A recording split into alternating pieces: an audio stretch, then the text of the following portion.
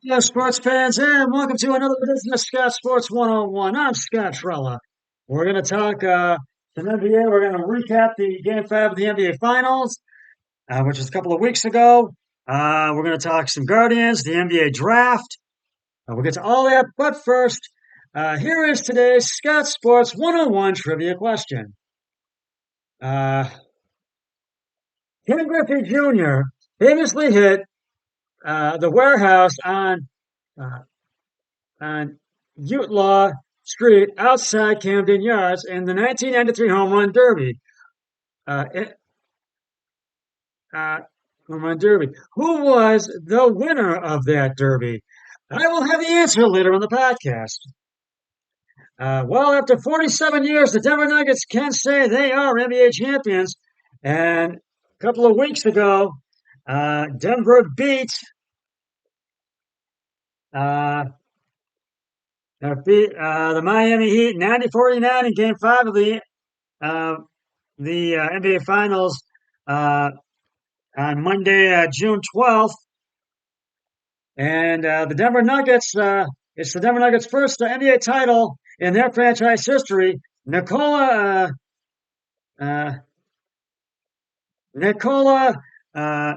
Djokovic was named MVP of the league and the series, and it was a slugfest, between the Denver Nuggets and the Miami Heat, especially in the second half. Jamal Murray and Nikola Jokic and the Nuggets heated the call for history on Monday, June 12th that night, coming up with the championship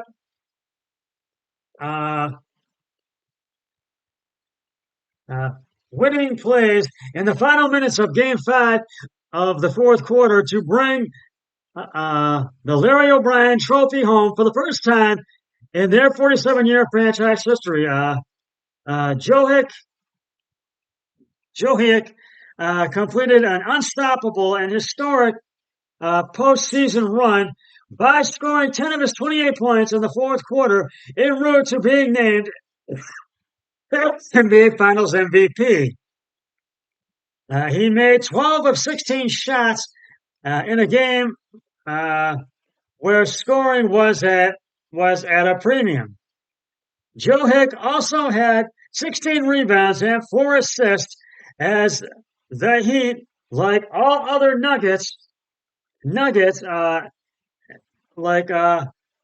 the Heat, like all the other Nuggets opponents, this postseason could not come up with any solutions for slowing down the two-time regular season MVP. Jokic is the first player to lead all players in points, 600 rebounds, 279, and assists, 190 in a single postseason, according to ESPN stats and information. And the points were 600, rebounds 279, just to clear that up. Now, the job is done and we can all go home now, Jokic said, of winning an NBA title. And in Game 5, the Nuggets missed 23 of 28 three-point shots. They trailed by 10 in the first half, but erased the deficits with plenty of help. After scoring a total of 18 points in the 3 previous games, and shooting just 3 for 22 from behind the arc in the finals, Michael Porter Jr. finally found his game, contributing 16 points and 13 rebounds, and it could not have come at a better time, as the Heat made everything a struggle for the Nuggets in the first half. Porter scored 7 points in a pivotal third quarter that helped Denver get back into the game. Murray made only 6 of 15 shots and had 14 points, 8 assists, and 8 rebounds. But he opened the fourth quarter assisting Johick on a basket inside before burying a three. He found Johick again for another score inside before hitting a pull-up jumper when Murray assisted uh, Kentavious Caldwell Pope for a three with 4:06 left. The Nuggets could sense a championship going up 7, but Jimmy Butler mounted one final comeback, and he answered with a second straight three-pointer, followed by uh, 3 free throws, and then a 10-foot jumper that gave Miami an 87-86 lead advantage with 2:47 remaining, and that would be their last lead. Actually, Murray found Joe Higg again for a finger roll after Butler made 2 more free throws to give Miami its last lead. Now his last lead at 88. But Miami was not able to come back as Denver pulled away in the final seconds. Uh,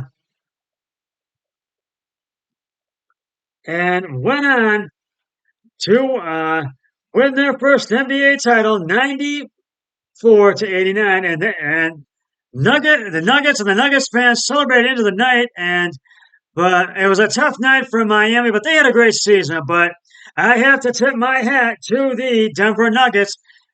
47 years, 5 decades they waited. The Denver Nuggets, the 2023 NBA champions. And I'm going to get to the Guardians right now. We'll get to the also the Stanley Cup Finals, and I'll let you know who won that. But right now, I want to get to the Guardians as they won tonight, and it was a come from behind win for them as they beat the Kansas City Chiefs 2-1 tonight at Kauffman Stadium in Kansas City, Missouri. Uh, Gavin Williams was on the hill for the Guardians tonight.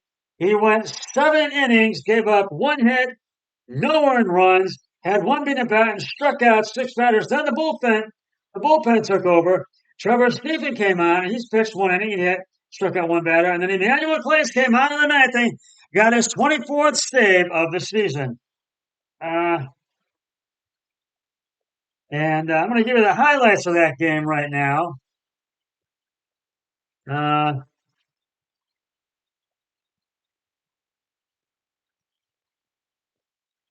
uh, I'm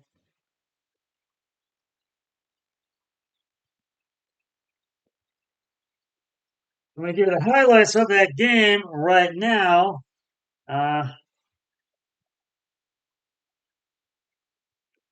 In the top of the sixth, Ahmed Rosario grounds into a double play. Bobby Witt Jr. to Bobby Witt Jr. second baseman. Nicky Lopez to first. Nick Prado, Stephen Kwan out at second, and Ahmed Rosario out at first. And it was scoreless, and Josh Bell got called out on strikes, and there were 3 outs. And it was zip, and KC did not score. Then the bottom of the eighth, Edward Olive doubles on a fly ball to left fielder Stephen Kwan, but it was but he was and it was and then Drew Winter strikes out swinging, and there was 1 out, and then Nicky Lopez reaches on a fielder's choice, fielded by pitcher Trevor Stephen.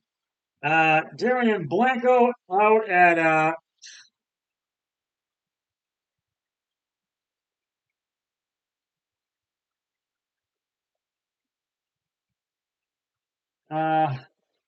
Trevor. I am sorry.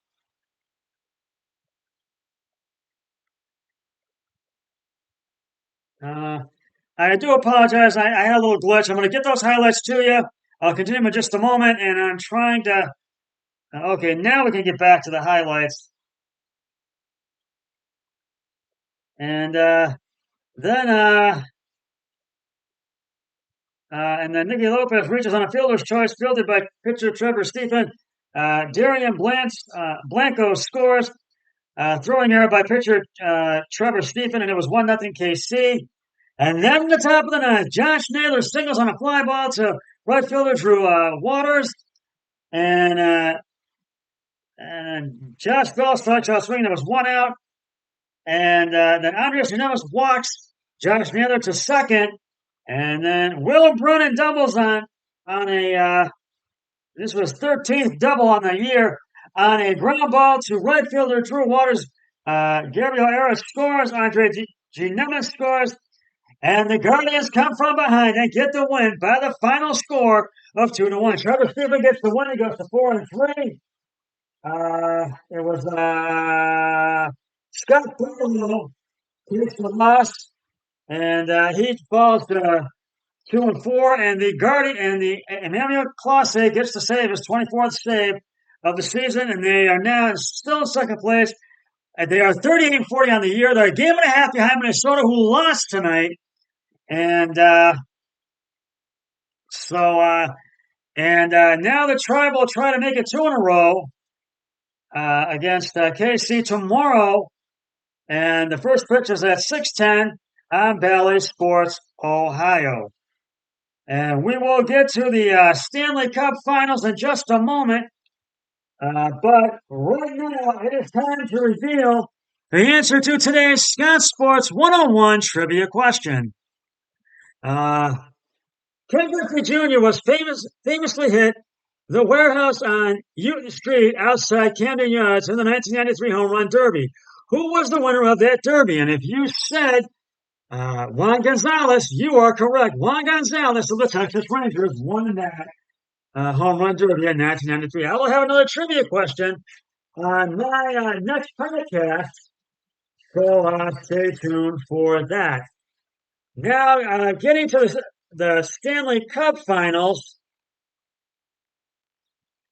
the Las Vegas Golden Knights are the 2023 Stanley Cup champions.